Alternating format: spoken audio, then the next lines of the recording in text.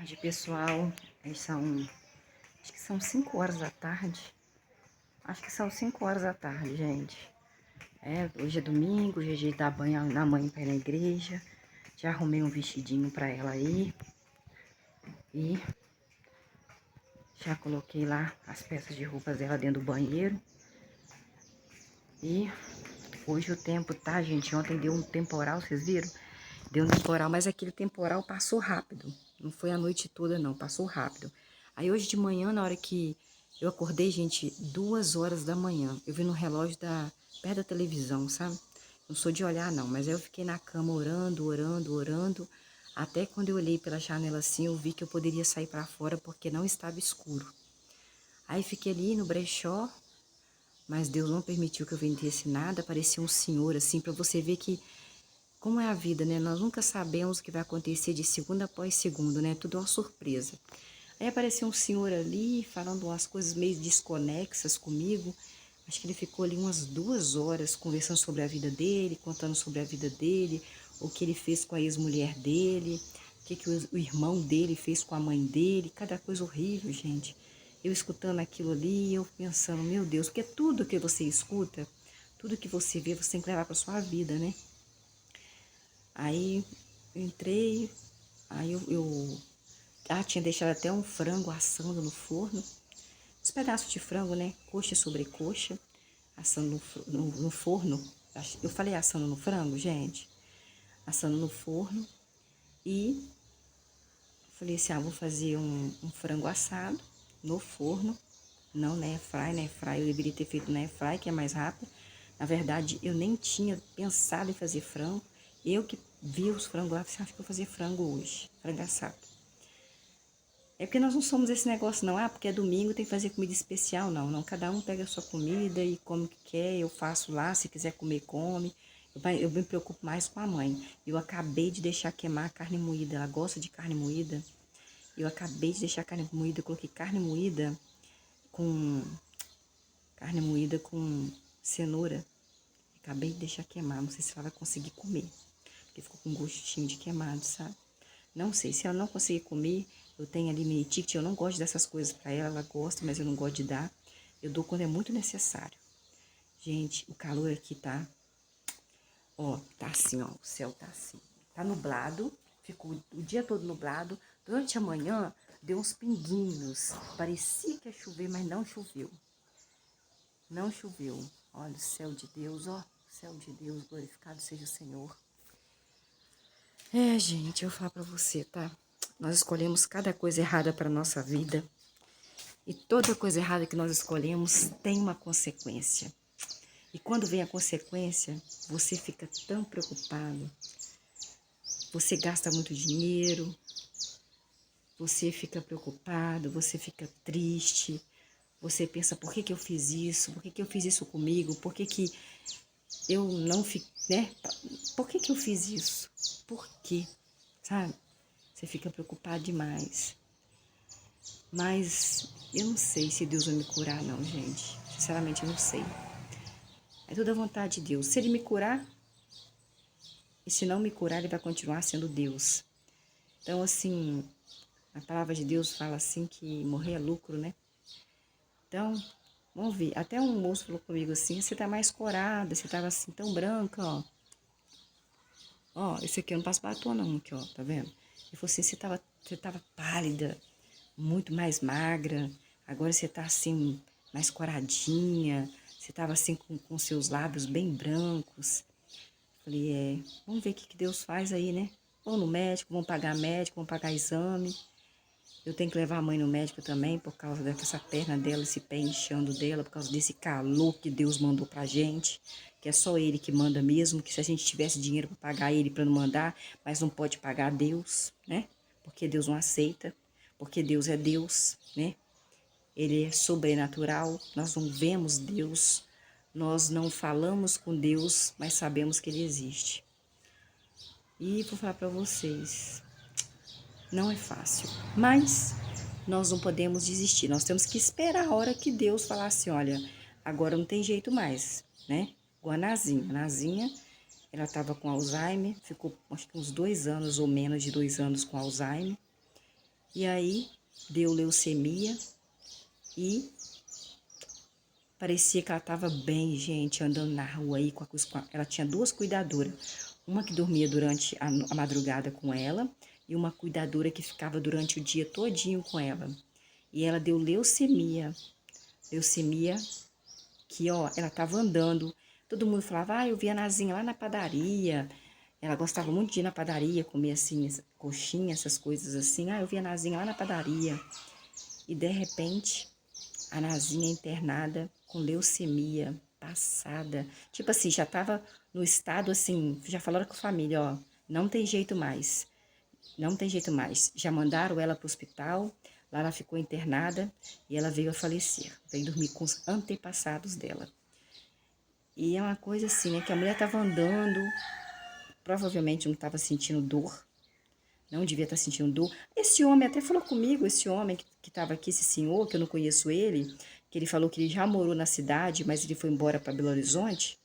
Ele falou, e até me mostrou, gente, ele falou assim que ele tinha umas pintas, sabe, assim, marrom, assim, nele, assim, que era de sol. E ele falou que ele ia no postinho lá de Belo Horizonte, no bairro que ele morava, que ele mora, né, que ele mora lá, ele veio visitar a família dele aqui. E ele falou assim que nenhum médico olhava para aquela pinta lá do SUS, né, do postinho de saúde.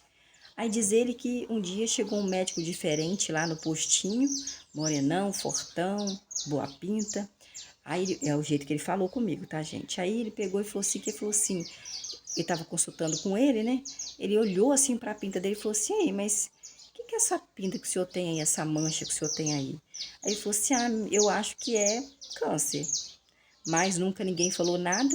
Ele falou, não, vamos tirar, né, um pedaço e mandar para biópsia. Mandou e era, gente. Aí diz ele que não fez quimioterapia nem radioterapia. Aí ele tem uma cicatriz que vai daqui até aqui, ó. Uma cicatriz enorme. Aí eu falei assim, não fez rádio, não fez aquilo, não. E tem a cicatriz assim enorme que ele me mostrou. Aí ele anda até com camisa de manga comprida, mesmo no calor, e falou que tem que andar, porque ele é muito branco, tem um olho azul. É um senhor de 70, ele falou que tem 70 anos, 70 anos.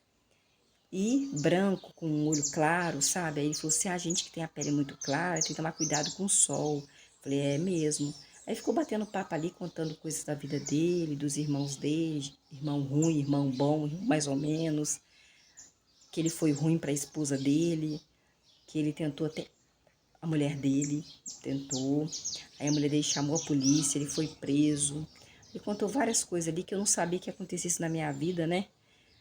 Eu estava preocupada com que ir no médico amanhã, que eu vou ter que ir de ônibus em outra cidade, porque o nosso carro não tá bom, vai ter que trocar ali, a gente tem medo de ir de carro e ficar no meio do caminho com o carro, então é melhor ir de ônibus, apesar de que eu vou ter que ficar o dia todo na outra cidade, porque a minha consulta é à tarde, então eu vou ter que ir de manhã cedinho, 6h30 da manhã, e ficar até 2h30 esperando, 2h30, porque lá para 7h30 nós já chegamos lá. Aí 7h30 não tem ninguém na rua. O pessoal tá chegando para ir abrindo os comércios.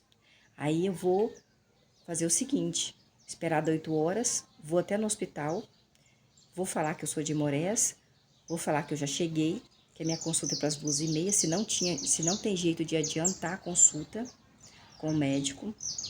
Se tiver jeito, bem. Se for da vontade de Deus, bem. Se não tiver jeito, eu vou ter que ficar andando para lá e para cá nessa cidade, até chegar às 2h30 da tarde para me consultar com esse médico, porque o meu exame, ele só vai ficar pronto 10 horas da manhã. Eu vou ter que ligar para Hemorés, ligar para o laboratório e pedir para eles mandarem pelo Zap para mim o meu exame para mostrar para o médico lá. O exame que eu fiz sexta-feira. A moça falou que sempre fica pronto no mesmo dia, mas ela falou que não iria ficar pronto no mesmo dia, só na segunda-feira, 10 horas da manhã. E eu achei que o carro estaria bom, só que sábado nós fomos andar com o carro não está bem. Só Deus sabe, né? O que é da vontade de Deus e o que não é da vontade de Deus. A gente tá um calorão. E aí, vamos ver o que Deus faz, né? O que o médico fala, qual tratamento ele vai passar, se ele vai passar tratamento. Claro que vai passar tratamento, né? Porque tem um problema, né? E que seja da vontade de Deus e que esse médico, na verdade eu entrego ele nas mãos de Deus, né? O nome dele é Eduardo, que esse médico aí seja entregue nas mãos de Deus, que não esteja lá um ser humano, mas que o Espírito de Deus esteja lá dentro daquele consultório, que o Espírito de Deus esteja lá, que Deus esteja lá, né? E não é fácil, gente. Você trabalha, você é humilhado, você é massacrado, você não é amado, e de repente, quando você percebe, você já está morrendo, né? Quando você percebe, você assim, você não tem sonho mais, acabaram os seus sonhos, acabaram as suas vontades, você começa a perceber que não dá mais, que você tem que deixar a hora do Senhor vir mesmo, e nos médicos fazer a sua parte mesmo, tomar os remédios que o médico pede, nos horários certos, e vamos ver o que o médico fala amanhã. Negócio aí que foi permissão de Deus, como aconteceu a doença do rim minha, que é inexplicável, mas se Deus permitiu que acontecesse a doença no rim, mesmo eu pagando médicos particulares, mesmo o médico falando comigo, que tinha cálculo renal no meu rim, quando eu voltei para mostrar o exame, ele falou assim, que não sabia o que era, eu falei, doutor, ele falou, o que eu falei que você tinha mesmo? Médico particular, gente, eu paguei o médico. O que eu falei que você tinha mesmo? Eu falei, doutor Hélio, o senhor falou que eu tinha cálculo renal. Ele fez ultrassom, passou. Falei, mas eu não tô vendo cálculo renal aqui, não. Eu falei, doutor, mas eu estou urinando sangue puro. Aí ele foi e falou assim, não, pode ir, minha filha. Desse mal você não morre, não. Aí tem um rim aqui dentro que tá funcionando muito pouco, tem uma bactéria dentro dele, né? Que tem um infectologista que mexe com bactéria. Tem uma bactéria dentro dele e que tem que ser retirado daqui de dentro, quer dizer, vou ficar com um rim só, posso vir a perder os dois e posso vir a adormecer como os antepassados com ele aqui dentro a qualquer hora. E aí o médico particular não olhou direito, não sei se ele não estava no bom dia, porque eu acho que médico é assim, ele tem que, quando ele faz o juramento, ele tem que prestar atenção, né? Se não quer ser médico mais, se aposenta, vai para casa e fica deitado. Mas infelizmente, tem uns aí que o doutor Hélio fez isso comigo. Bateu aqui em mim assim, ó, falou assim, olha, médico, ó, caro, tá? Médico conceituado, falava que era o melhor médico que tinha aqui na região. Fui nele, bateu aqui, falou comigo assim, olha, foi doutor, mas eu tô urinando sangue puro. Ele falou assim, pode ficar tranquilo, desse mal você vai morrer, não. Eu não sabia nem o que era. Porque quando eu voltei, ele já falou que não sabia o que era. Ele falou, o que você tem mesmo? O que eu falei que você tinha? O senhor falou que eu tinha pedra nos rins? Ah, vamos procurar então. Passou o ultrassom. Não tô achando cálculo renal aqui não. Uai, tô achando cálculo renal aqui não. Falei, mas o senhor falou que eu tava com cálculo renal. Ah, não tô achando não. Não tô achando? Passou os anos, eu deixei pra lá, porque eu achei que não tinha mesmo, porque o médico fala, você vai confiar no médico. E o que aconteceu? Eu perdi o rim, minha filha. Praticamente perdi o rim. E posso vir a adormecer com os antepassados a qualquer momento, né? Por causa desse rim aí, que ele falou que não ia. Desse mal, não. Talvez seja de outros, né? É, gente, não é fácil, não. Viver não é fácil, né? Mas nós temos que fazer a parte aí que Deus manda, que é ir nos médicos, pedir a benção de Deus sobre os médicos, tomar os remédios, né? E não adiantar as coisas, deixar no tempo de Deus, né? Igual a Danazinha aí, né? Que parecia, aparentemente, estava boa, andando com as cuidadoras dela, só parecia que era só Alzheimer, mas tinha leucemia passada. Será, mente, que o médico não pedia exame para ela de sangue? Fico até preocupada. Agora eu vou procurar fazer mais exame de sangue da mãe, outros exames também. Nós estamos aqui até quando Deus me deixar aqui viva, né? Porque eu viva, Deus vai continuar sendo Deus. Eu morto, Deus vai continuar sendo Deus, então é só Deus mesmo. Você viu que nós lemos ontem, gente? Olha, nós estamos no Antigo Testamento. Luciana, mas onde é o Antigo Testamento? Onde está escrito aqui, ó, Bíblia Sagrada na sua Bíblia. Aí você vai abrir, o primeiro livro é Gênesis, sempre fica assim, com a letra maior, o nome maior assim, igual eu falei para vocês, ó. E quando o número é maior, é porque é capítulo. Ah, Luciana, mas o que é capítulo? Esse número maior aqui, ó. E o nome do livro fica aqui em cima, ó. Aqui em cima de todas as Bíblias, tá? Todas. Fica aqui em cima, só no seu Alcorão. Aqui é o capítulo e tem uns números bem pequenos que vocês vão ver, que chama-se versículos. Nós lemos ontem 2 Crônicas. Luciano, o que é 2 Crônicas? É o número 2 e Crônicas escrito na frente. Capítulo 26. Nós lemos o capítulo 25 ontem. Nossa, muita coisa, né? Importante, né? Sobre o rei aí, Amazias, sobre Joás, sobre o que Deus fez acontecer. Então, vamos aqui ler para a gente continuar, ó. Capítulo 2 Crônicas, capítulo 25. O rei Amazias tinha 25 anos de idade quando se tornou rei e reinou por 29 anos em Jerusalém. O nome da sua mãe era Joadã, de Jerusalém.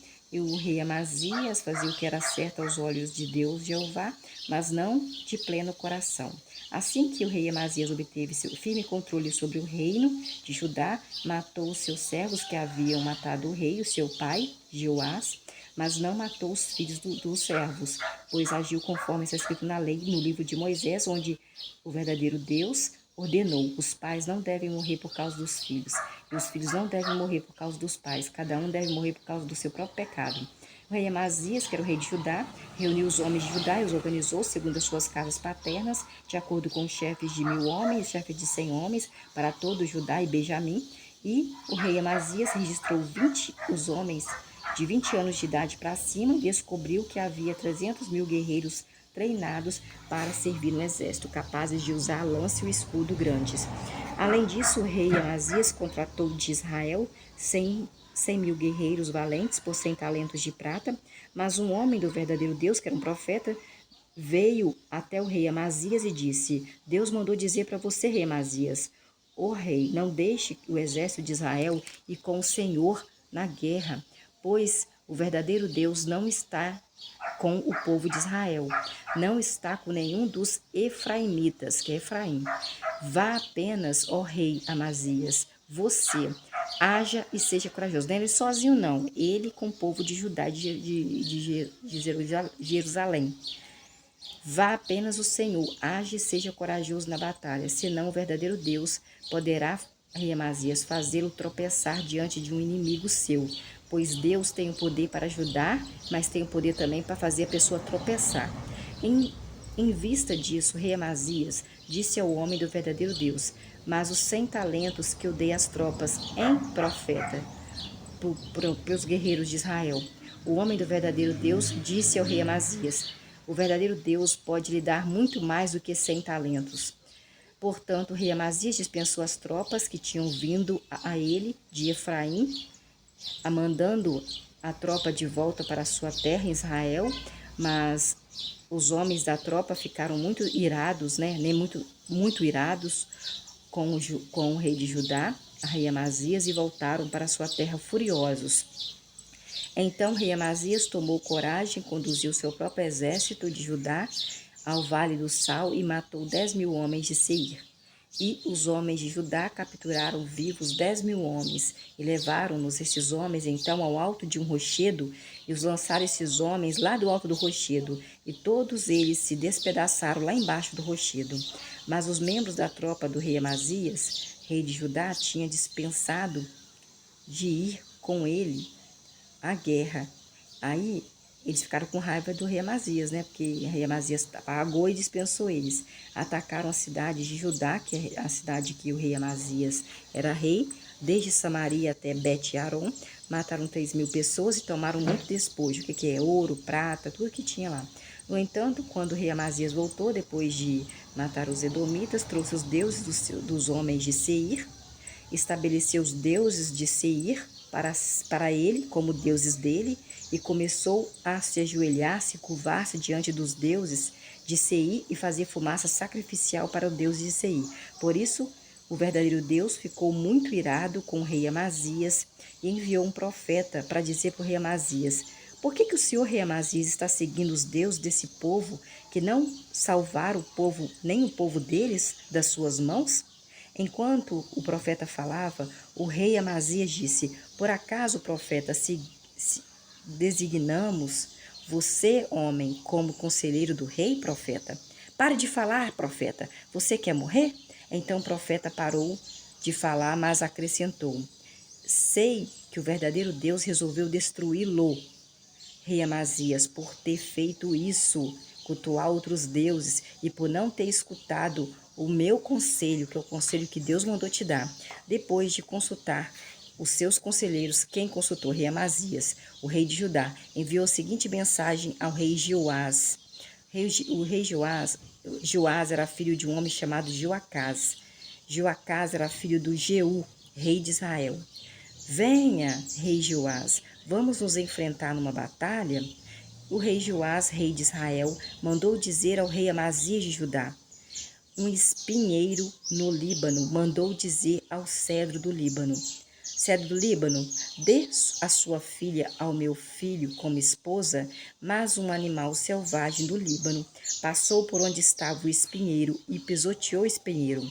Você disse, né, rei Amazias? Eu golpeei Edom. Por isso, seu coração, rei Amazias, ficou arrogante, né?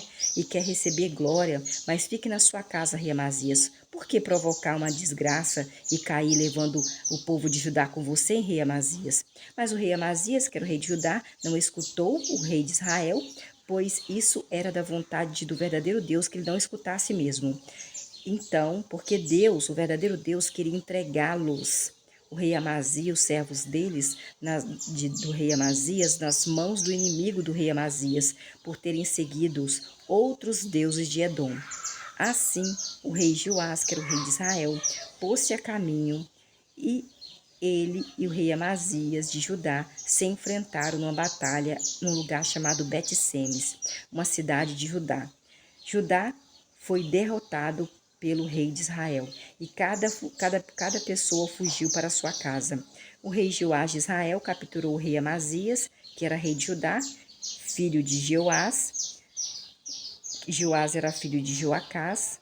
Ele capturou lá em Bet-Semes. Depois levou o rei Amazias a Jerusalém e fez uma brecha de 400 covados na muralha de Jerusalém, do pórtico de Efraim até o portão da esquina. Então, o rei de Israel, que chamava-se também Joás, pegou todo o ouro, toda a prata e todos os objetos que havia na casa do verdadeiro Deus, com Obed-Edom, e no tesouro da casa do rei também Amazias, além de capturar reféns. Depois voltou para Samaria, onde ele morava. O rei Amazias, que era filho de Joás, que era rei de Judá, viveu ainda 15 anos depois da morte do rei Joás, filho de rei Joacás, rei de Israel. Quanto aos outros acontecimentos da história do rei Amazias, do começo ao fim, não estão escritos no livro dos reis de Judá e de Israel? A partir do momento em que o rei Amazias deixou de seguir ao verdadeiro Deus, conspiraram contra o rei Amazias na cidade que ele reinava, Jerusalém.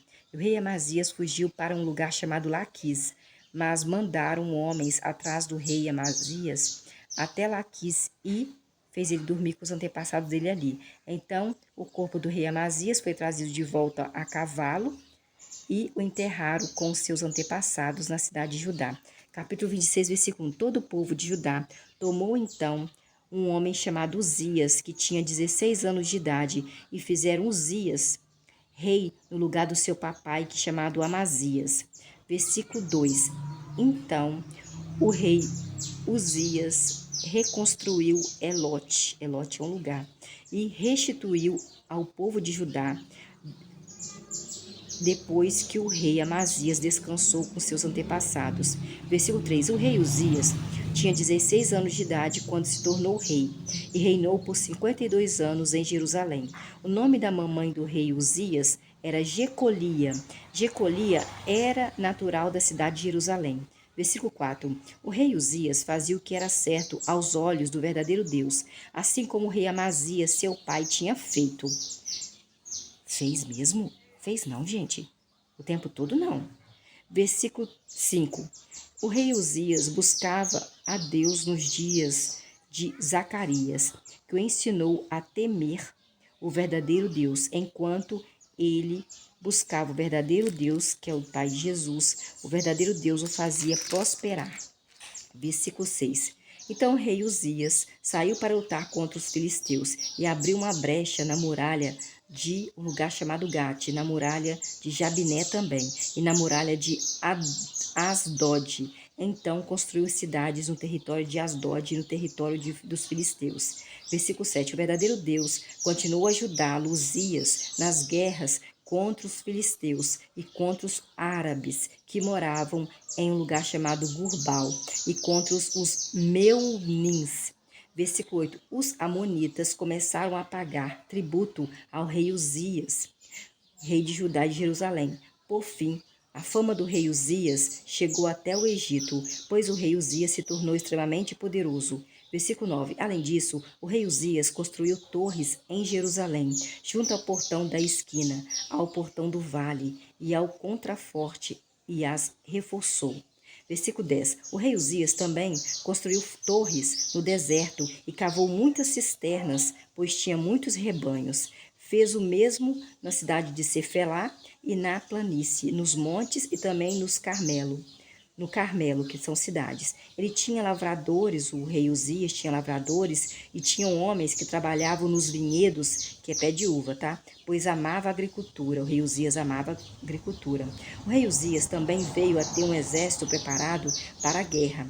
E esse exército preparado saíam em campanhas militares, organizados em divisões, e foram contados e registrados por um homem chamado Jeiel, o secretário do rei, e por Maceias, o oficial sob o comando de Ananias, um dos príncipes do rei Uzias. Versículo 12. O número total dos cabeças das casas paternas que comandavam esses guerreiros valentes era de 2.600 homens. Versículo 13. As forças armadas, sob o comando deles, eram de 307.500 homens, prontos para a guerra. Uma poderosa força militar para apoiar o rei Uzias contra qualquer inimigo. Versículo 14. O rei Uzias equipou todo o exército com escudos, com lanças, com capacetes, com cotas de malha, arcos e fundas para atirar pedras. Versículo 15. Além disso, o rei Uzias fez em Jerusalém máquinas de guerra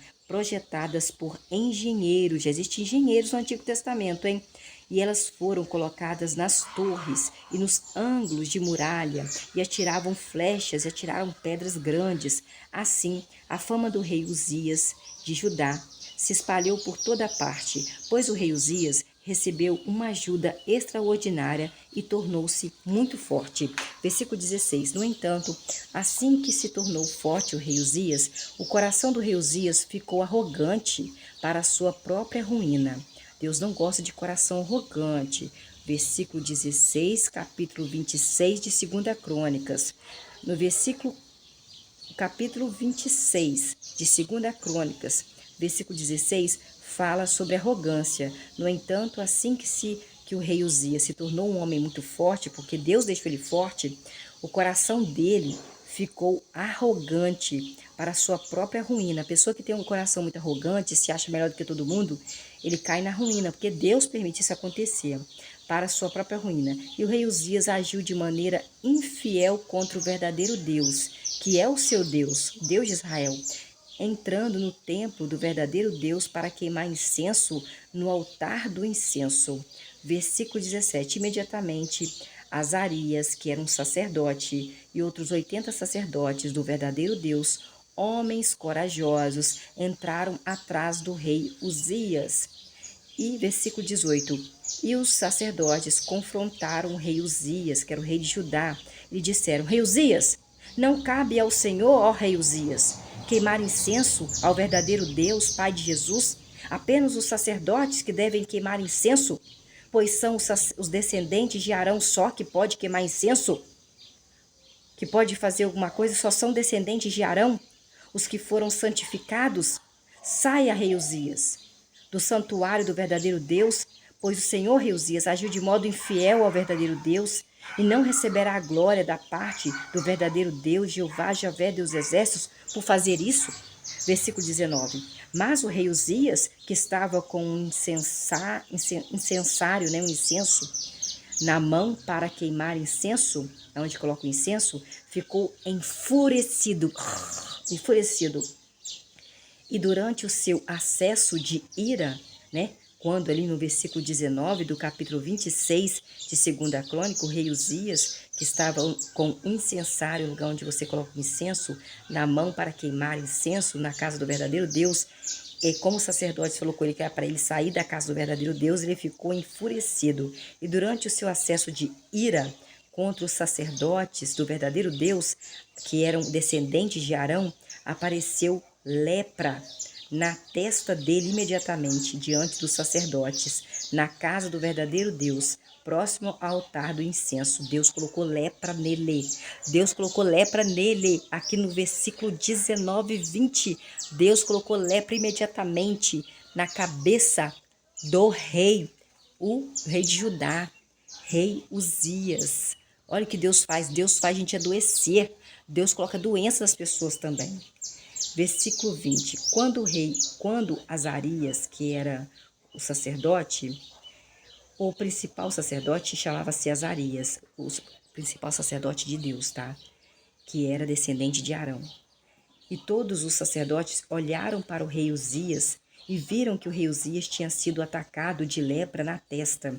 Por isso, levaram o rei Uzias rapidamente para fora do templo do verdadeiro Deus, né? E ele mesmo se apressou em sair, porque o verdadeiro Deus o havia atingido com lepra. Deus coloca doença nas pessoas. Pelo menos ele colocava antigamente. Agora nós temos Jesus, né? Para pedir perdão pelos nossos pecados. Eu sei como que é. Como é a vontade de Deus, sinceramente. Eu não conheço Deus assim, na intimidade, né? Nós não conhecemos. Versículo 21. O rei Uzias continuou leproso até o dia que ele foi dormir com os antepassados dele. Como leproso, o rei Uzias permaneceu numa casa separada, porque leproso não pode ficar junto com outra pessoa, porque lepra pega, pois tinha sido excluído da casa do verdadeiro Deus. Jotão, que era filho do rei Uzias, ficou encarregado da casa do rei Uzias, julgando o povo da terra de Judá e de Jerusalém. Versículo 22. E os outros acontecimentos da história do rei Uzias, do começo ao fim, foram registrados pelo profeta Isaías, que era filho de Amós. Versículo 23. Então o rei Uzias descansou com seus antepassados, e o enterraram o rei Uzias com seus antepassados, mas no campo de sepultura que pertencia aos reis. Pois disseram, o rei Uzias é leproso, e Jotão, o seu filho, tornou-se rei no seu lugar. Então, nós vimos aqui que Deus coloca doença na pessoa, assim, ó, do nada. Fez uma coisa que Deus não gosta, ainda mais só os descendentes de Arão poderiam ser sacerdotes e oferecer sacrifícios, e oferecer incenso para Deus.